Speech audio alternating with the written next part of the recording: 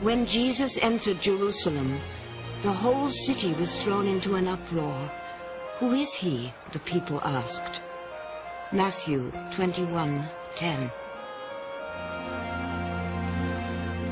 During the following week, Jesus' words and actions would profoundly affect the course of history.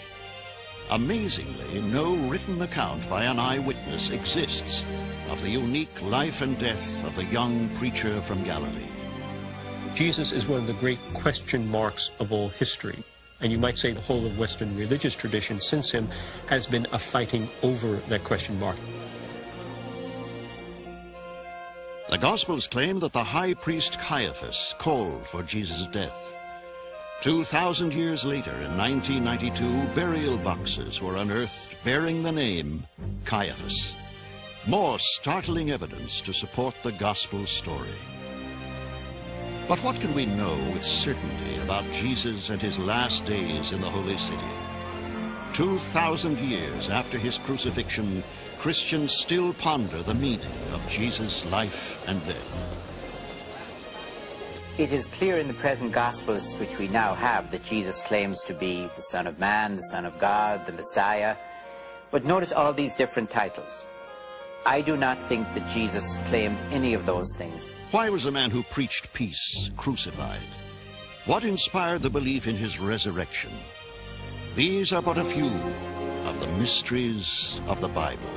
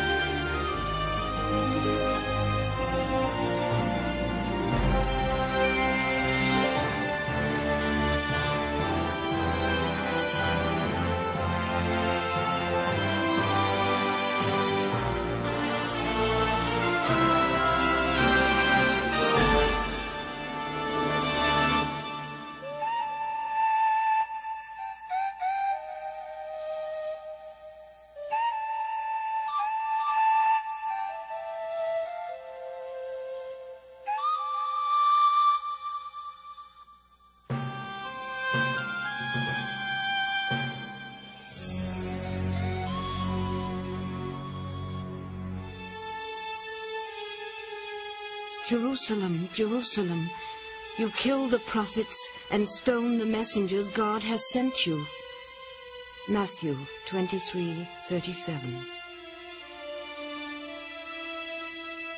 So spoke Jesus of this place, according to the New Testament, before he himself would be tried here and condemned to death.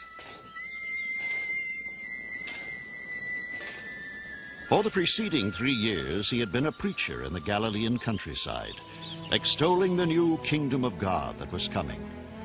Word had also spread of his miraculous powers of healing, and his following had been growing steadily.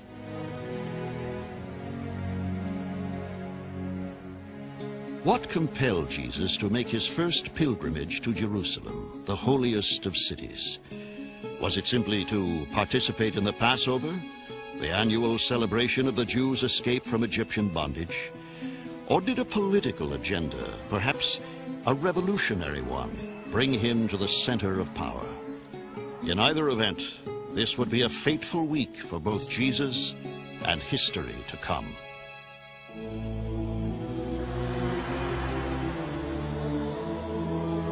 Shout for joy, you people of Jerusalem. Look, your king is coming to you. He comes triumphant and victorious, but humble and riding on a donkey. Zechariah 9:9. He consciously decided to fulfill the prophecy of the prophet Zechariah. So he's quite consciously making something of his entrance in Jerusalem, perhaps sensing that this is the last time, that he is quite consciously seeking a final confrontation with the leaders in the spiritual capital.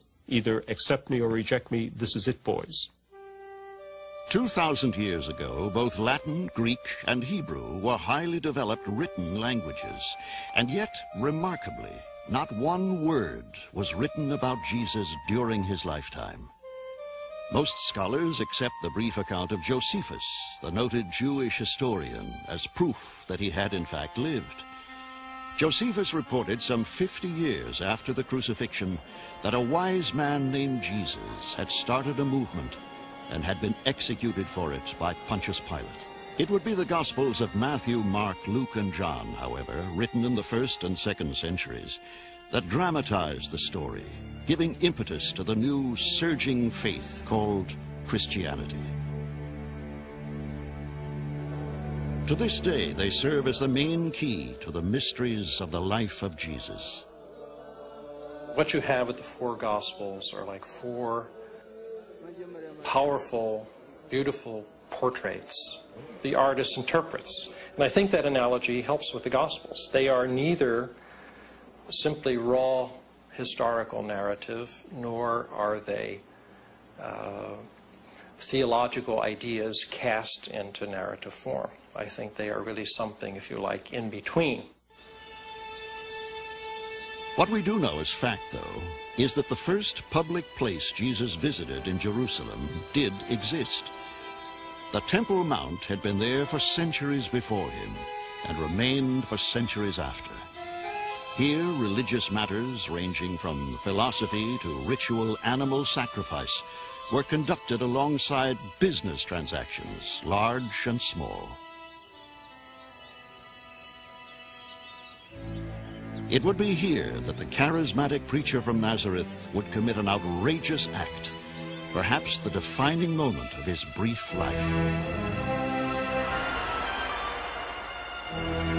Jesus went to the temple and began to drive out all those who were buying and selling.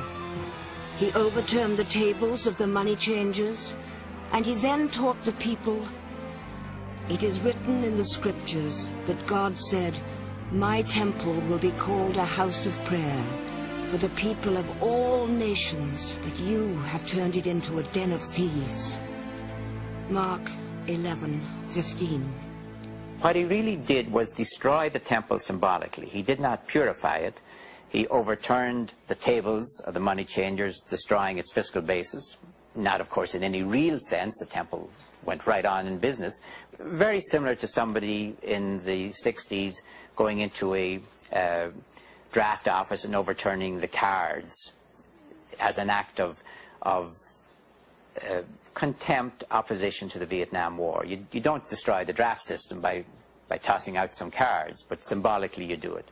That's what Jesus was doing for me. By his disruption of the temple, Jesus had posed a real threat to the system, perhaps greater than he knew.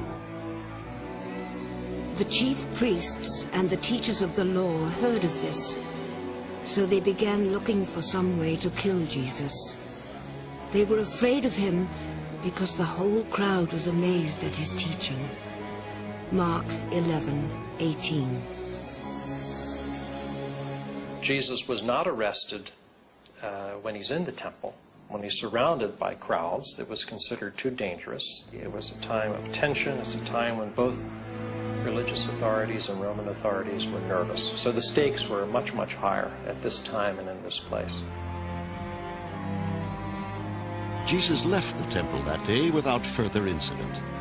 Most scholars agree with Mark, however, that by his attack on the money changers, he had signed his own death warrant.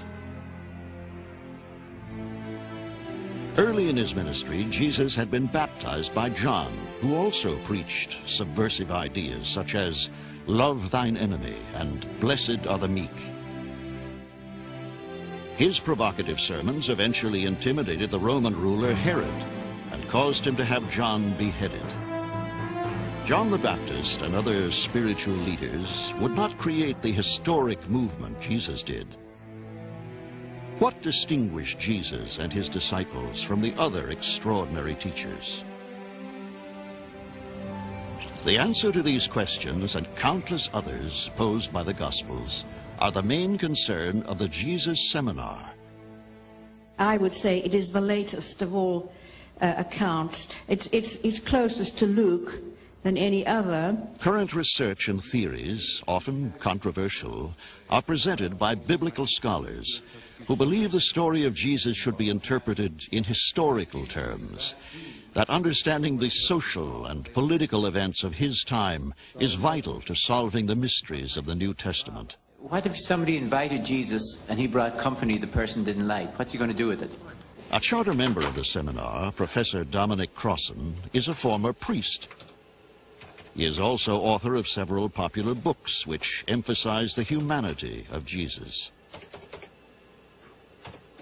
The great mystery is why 2,000 years later, in a definitely electronic age, we are sitting here talking about him. What is there about this peasant that galvanized people to find this person special, special to their lives? Scholars are still seeking to discover what actions taken by and against Jesus during the Holy Passover week happened or could have happened to trigger the religious revolution that followed.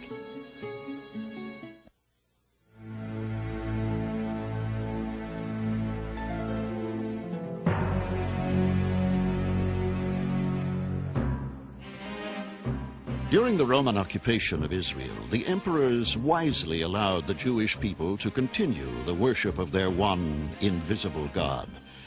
By the time of Jesus, there was little, if any, open resistance by the citizenry to its captors.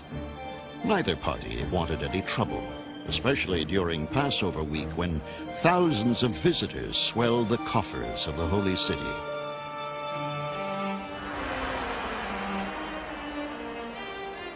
On his third day in Jerusalem, Jesus would again go to the temple, where his rebellious acts of the day before prompted hostile questions, some direct, some veiled. Teacher, we know that you tell the truth without worrying about what people think. Tell us, is it against our law to pay taxes to the Roman emperor? Should we pay them or not? If he says, no, don't pay the tax, aha, he's a revolutionary who can't be arrested for that. If he does, yes, by all means, pay the tax to Caesar, they might hope that a lot of fellow Jews would become disaffected by this quizzling. But Jesus saw through their trick and answered, "Why are you trying to trap me? Bring a silver coin and let me see it." They brought him one, and he asked, "Whose face and name are these?" "The emperor's," they answered. So Jesus said, "Well then, pay to the emperor what belongs to the emperor, and pay to God what belongs to God." And they were amazed at Jesus. Mark 12:15. The Gospels do not tell us whether Jesus knew his verbal duels threatened the establishment. They only tell us of their impact. Then the chief priests and the elders met together in the palace of Caiaphas, the high priest, and made plans to arrest Jesus secretly and put him to death. Matthew 26:3. Unaware of, or perhaps unconcerned with, the wrath of the temple elders, Jesus proceeded to the outskirts of the city. There, according to the Gospel of John, he visited the tomb of his old friend Lazarus, who had died 4 days earlier. He called out in a loud voice, "Lazarus, come out."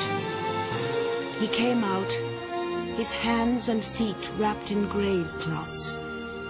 "Untie him," Jesus told them, "and let him go." John 11:43. If bringing Lazarus back from the dead was the most dramatic miracle of Jesus' ministry, it was also his most daring. In John's Gospel, the raising of Lazarus is the final action of Jesus. That's the last straw. As soon as he does that, the various elite authorities in Jerusalem gather together and say, "We have to stop this man. Things are going too far. It's either him or us. This town ain't big enough for both of us." John is the great gospel of irony. And I think the placing of the story of Lazarus right there is a great example of John's irony. It's by raising a man from the dead that Jesus causes himself to be put to death. I do not take the story of Lazarus coming back from the dead physically, literally. It's the symbolism that is important, that Jesus can bring life out of death. That's what I think he was doing. For some biblical scholars, supernatural events such as Jesus walking on water, healing the blind, or raising the dead are problematic. There's considerable difficulty for the historian to be able to talk about these miracles. Even if you have eyewitness accounts, you can't say that a miracle probably happened, because if it probably happened, how could it possibly be a miracle? Other scholars, however, believe the miracles described in the Gospels could have occurred. I think that if we bring to the study of the Gospels a historical critical methodology which rules out the possibility of the supernatural a priori, we're not going to get very far in the study of these documents. And I would just appeal for a more holistic approach to these documents, which takes them with more seriousness. How do we know that God cannot act in the historical process? And if God can, in fact, act in the historical process, then perhaps we ought to listen to what these documents have to say in that connection. The Gospels tell us that another dramatic, perplexing event took place the day before the Passover meal. Then Judas Iscariot, one of the 12 disciples, went off to the chief priests in order to betray Jesus to them. They were pleased to hear what he had to say and promised to give him money. Mark 14:10. The figure of Judas is a haunting figure, and why he would have turned on Jesus is very mysterious. We don't know what motivated Judas. Was it simple greed? Was it disillusionment? Was it something else? But he obviously stands in the Gospels inviting the reader to ask the question, is it I? You know, am I the betrayer? So these are powerful narrative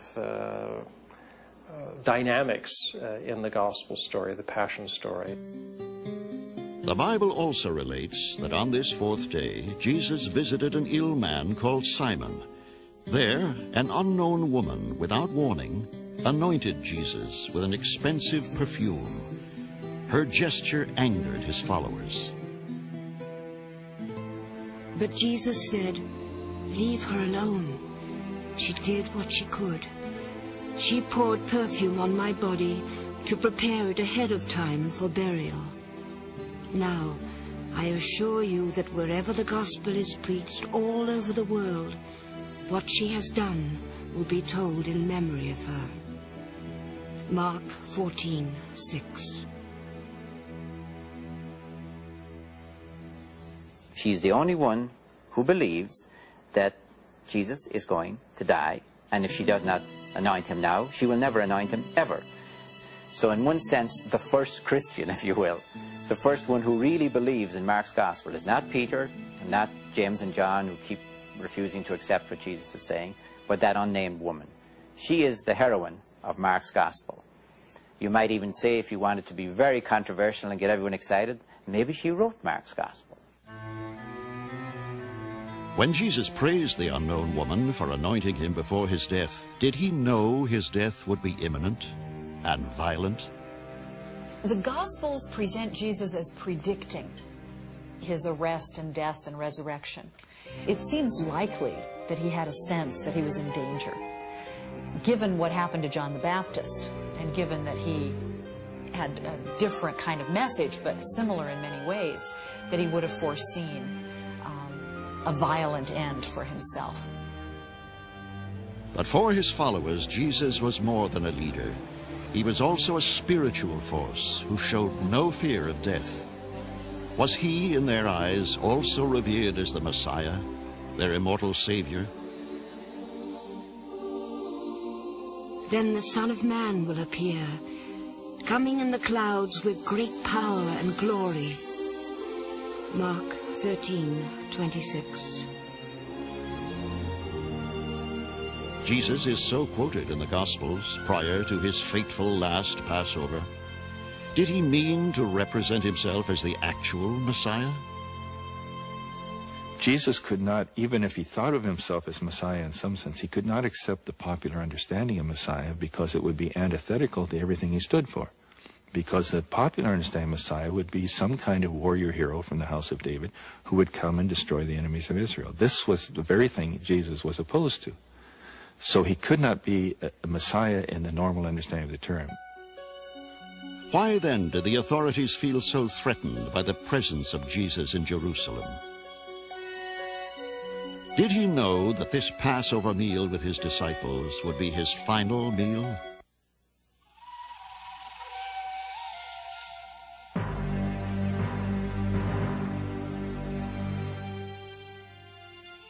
"2,000 years ago, Jesus prepared to celebrate the Passover in Jerusalem. Elsewhere in the world at this time, the Chinese were using special bronze mirrors as protection from evil spirits. In France, the Roman conquerors had constructed one of their largest aqueducts. And in Asia, rare imported ivory was used to make horn-shaped drinking cups.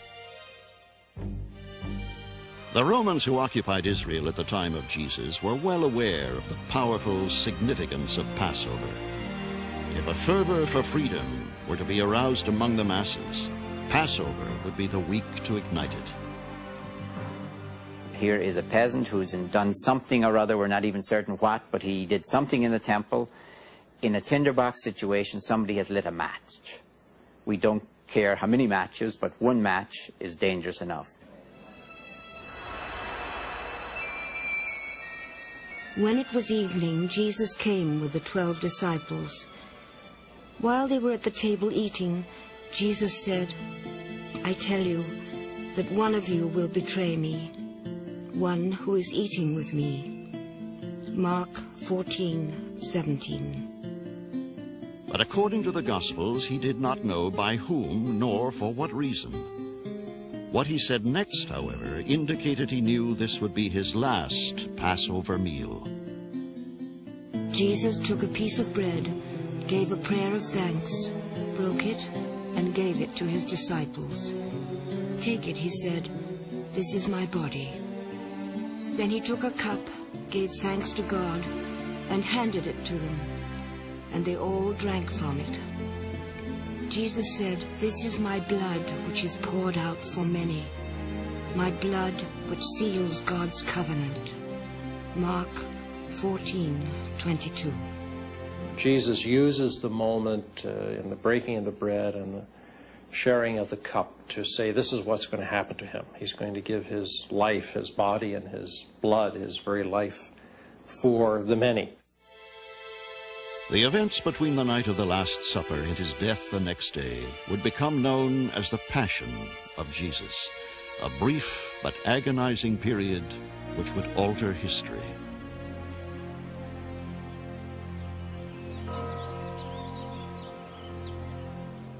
For nearly 2,000 years now, the faithful and archaeologists alike have attempted to find and document the actual locations where the doomed preacher spent his final momentous hours.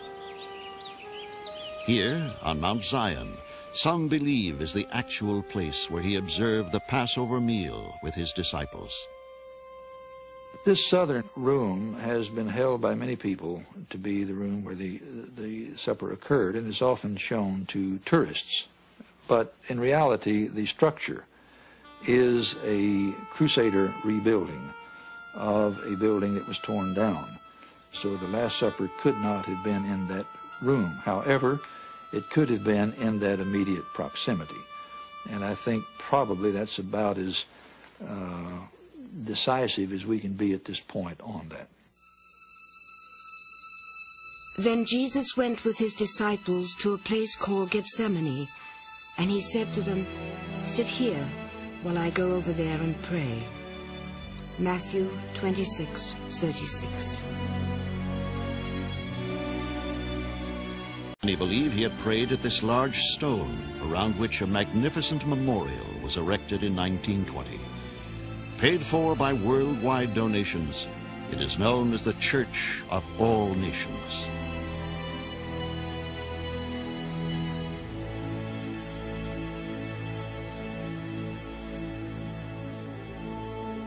Nearby, a grotto has been sanctified as yet another place Jesus went to meditate that night.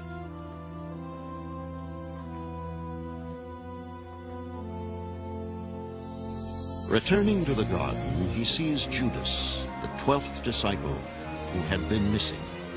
In the distance is a crowd carrying clubs.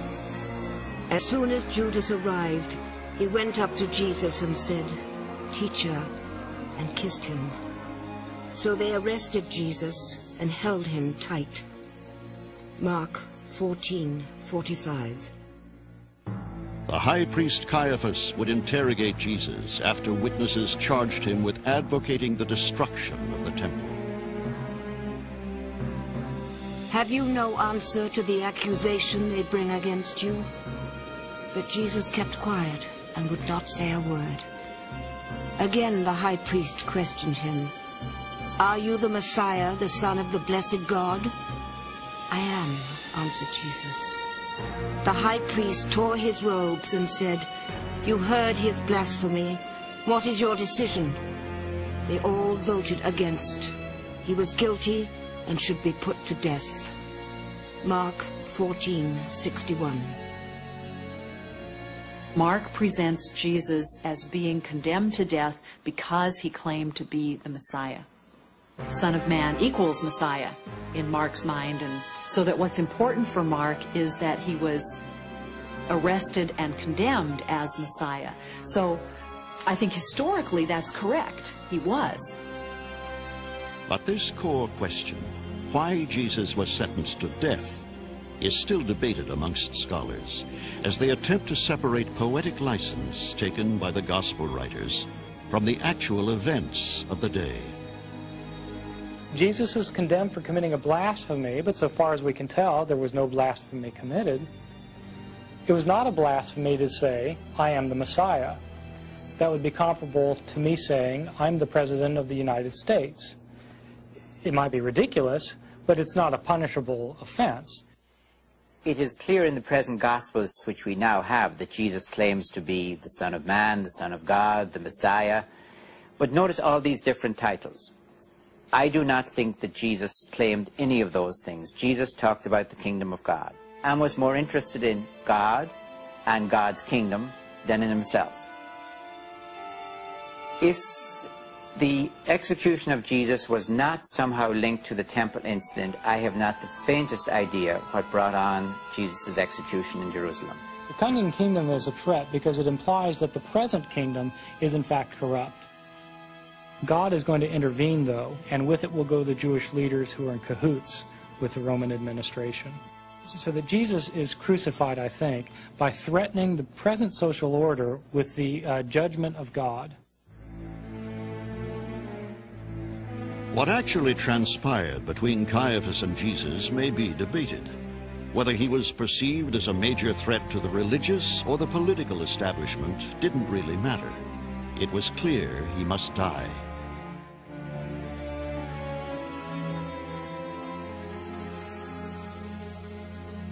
Many scholars and archaeologists agree that this site may once have been the high priest's palace, where Jesus was tried and imprisoned overnight. Today the area is enclosed by the Church of St. Peter.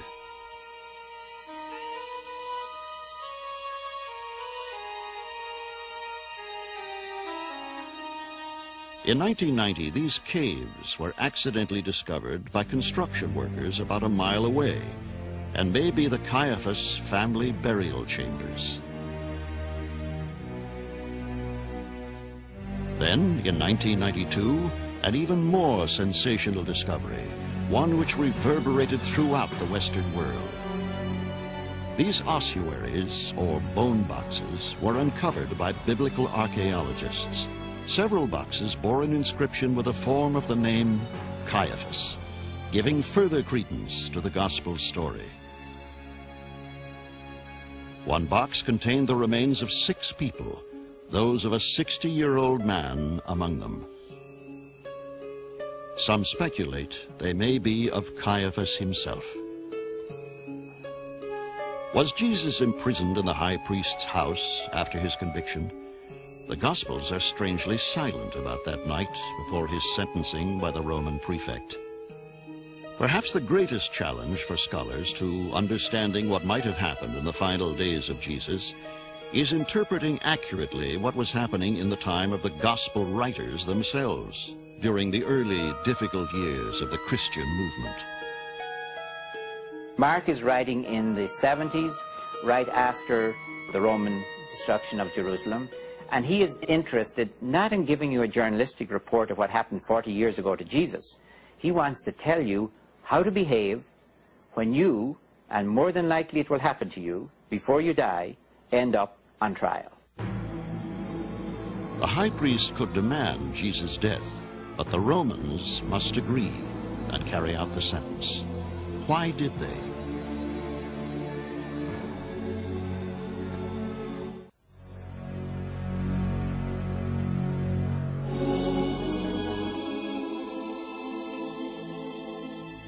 It is the Friday of Passover week, Jesus' 6th day in Jerusalem. He is brought before Pontius Pilate, the Roman prefect, who will decide his destiny. "Are you the king of the Jews?" he asked. "So you say," answered Jesus. Matthew 27:11. Anyone, especially of the lower classes, who raises a head above the crowd, does anything that smacks of subversion, endangers a riot, hit them hard, and come to think of it, crucify them, hang them out where everyone can see them. It'll serve as a warning. Now, as reported by all four Gospels, the dramatic episode that has puzzled scholars throughout the ages. In a gesture recognizing the Passover holiday, Pilate offers the crowd a choice.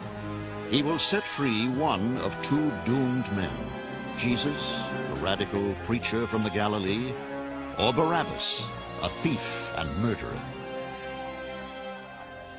The so-called Barabbas incident during the trial before Pilate is another mystery, because we have no certain proof that the custom of releasing a Jewish prisoner during Passover as a special Passover amnesty was practiced in Palestine at the time. But the chief priests stirred up the crowd to ask that Pilate set Barabbas free for them. Pilate spoke again to the crowd. "What then do you want me to do with the one you call King of the Jews?" And they shouted back, "Crucify him." Mark 15:11.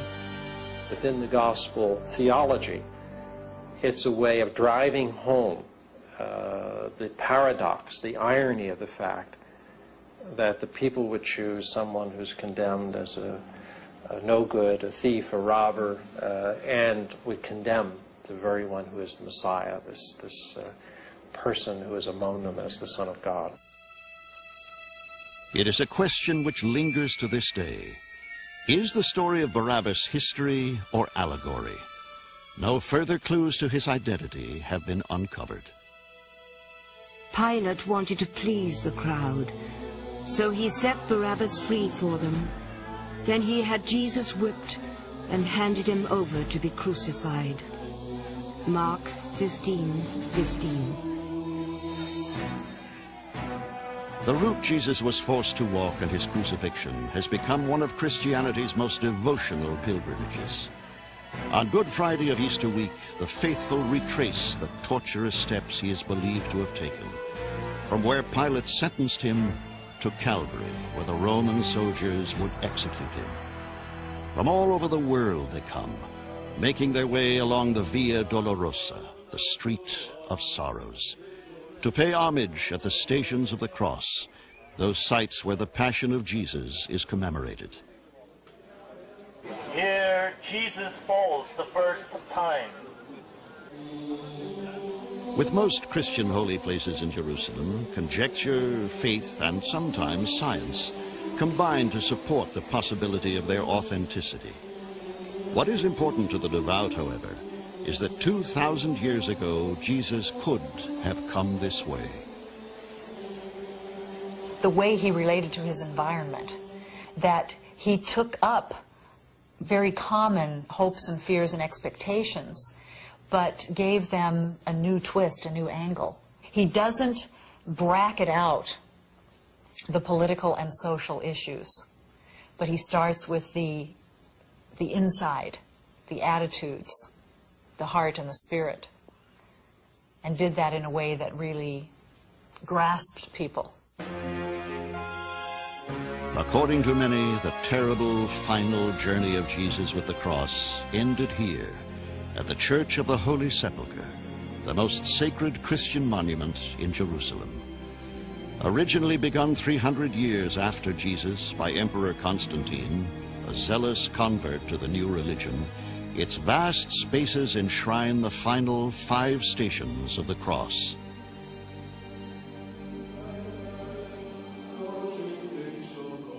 Here, it is said, enclosed in the church, are the remains of the hill of Calvary, where the Gospels all concur Jesus was nailed to the cross.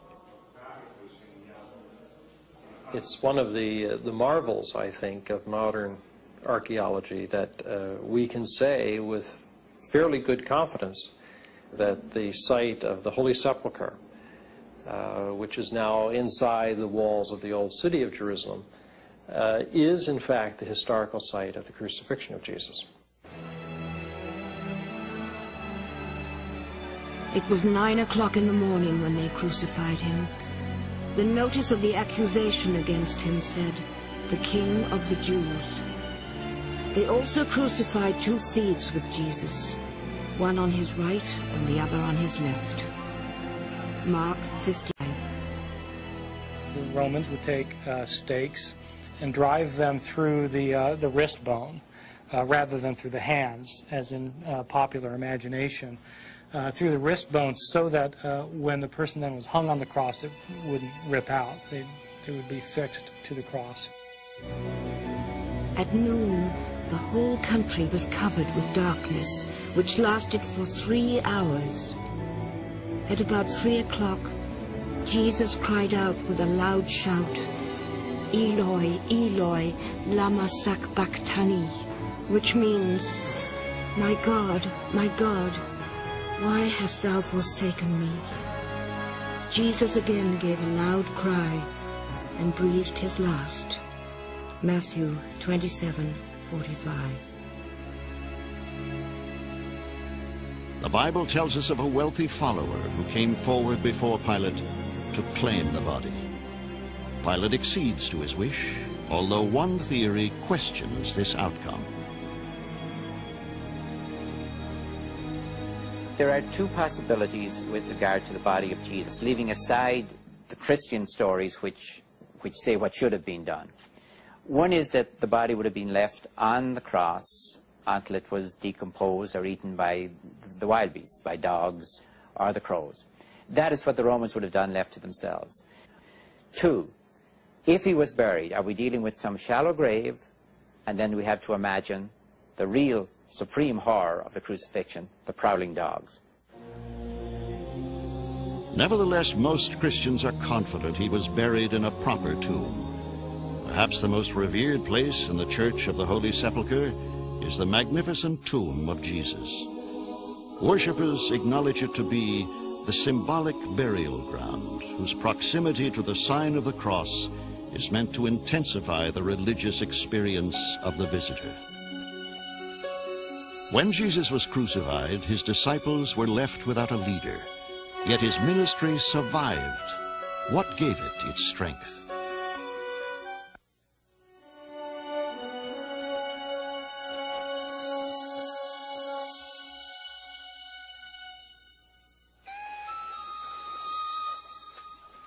Teacher, prophet, healer, miracle worker.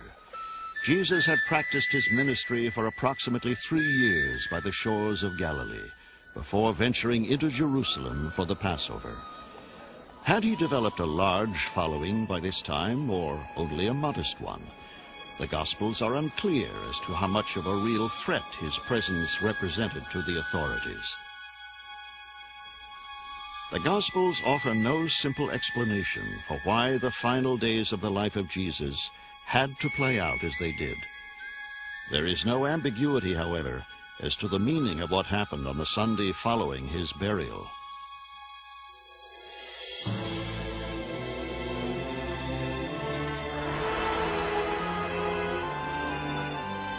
After Jesus rose from death early on Sunday, he appeared first to Mary Magdalene, from whom he had driven out 7 demons. She went and told his companions. They were mourning and crying, and when they heard her say that Jesus was alive and that she had seen him, they did not believe her. Mark 16:9. Jesus soon appears before his apostles and scolds them for not having faith. He then gives his final instruction. Go throughout the whole world and preach the gospel to all people. Whoever believes and is baptized will be saved. Whoever does not believe will be condemned. Mark 16:15.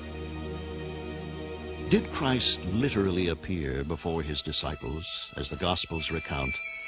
For many Christian scholars today, the resurrection presents the most challenging aspect of the New Testament. If we were to find the body of Jesus in a tomb in Jerusalem today, and it was without any doubt the body of Jesus, would that destroy Christian faith? It certainly would not destroy my Christian faith. What happens to bodies, I leave up to God. Another way to understand it would be in terms of the grief process.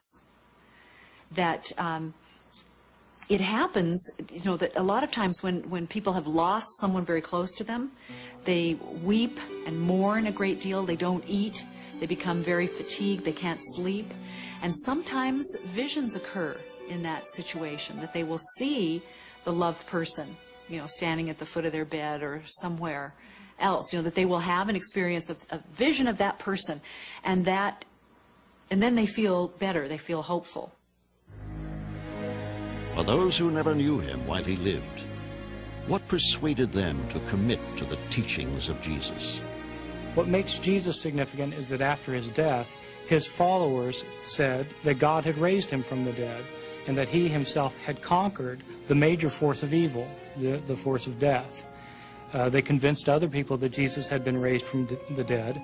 Christianity then began as a religion that subscribed to the death and resurrection of Jesus rather than the apocalyptic message of Jesus himself. And so if Jesus' followers had not proclaimed his death and resurrection, we wouldn't have Christianity. After the Lord Jesus had talked with them, he was taken up to heaven and sat at the right side of God. Mark 16:19. Would Jesus' following have grown steadily after his death without the inspirational narratives of Matthew, Mark, Luke, and John? The impact of the written word on early Christianity cannot be fully measured. What is known, of course, is that the movement would flourish. Then and now, Jesus holds a spiritually meaningful place in the hearts and minds of multitudes of men and women. And I think Jesus' concern was not just the transformation of individuals, but of society, of all the people in their relationship. I don't think he would think in our individualistic terms. It was a transformation of the people. He suffered with the people. He felt what they felt. He struggled as they struggled. He himself suffered at the hands of those who hated him and persecuted him to death. You cannot go where I am going, and now I give you another commandment. Love one another. If you have love for one another, then everyone will know that you are my disciples. John 13:35.